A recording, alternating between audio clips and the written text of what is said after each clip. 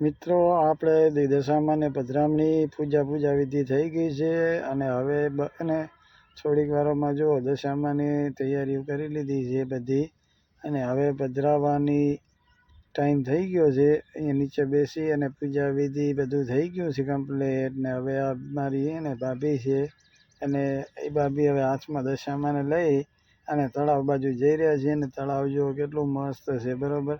અને આ અત્યારે આ ફોટો સેશન ચાલેલું છે દશામાના પધરામણીનું, બરાબર. હવે આ બે ભાઈ બહેન છે ને દશામાને તળાવમાં પધરાવશે મસ્તીથી, આરામથી.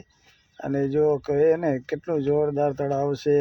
આ બધા અમારા આડોશી પાડોશી છે. અમે દશામાને લઈને ગયા હતા પધરામણી કરાવવા માટે, બરાબર.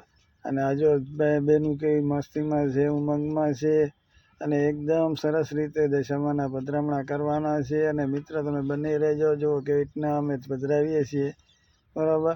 આ જો ફોટો સેશન અત્યારે આ લોકો ફોટો પાડવાનો દશામાને લઈને મૂર્તિ લઈને ઊભા છે. આ બાઈઓ કેવી મસ્તીની રમે છે.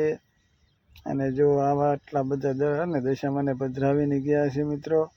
અને હજુ તો આગળનું ચાલુ જ છે, હજુ જેમ પબ્લિક આવતી જશે. આ અમારી ભત્રીજી છે નાની, બરાબર. અને એકદમ મસ્ત રીતે શાંતિથી પધરામણા કરી અને એકદમ આજે ફરવાના મૂડમાં છીએ. આજે બધા ફરવા નીકળી જશું.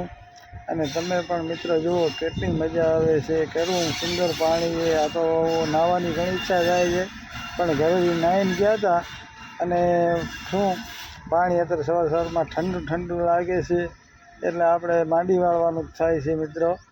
કે આની અંદર નવા જશું તો આપણે ટાઢે ઠરશું સવારમાં ને ગાડી આખી ભરાઈ રહેશે.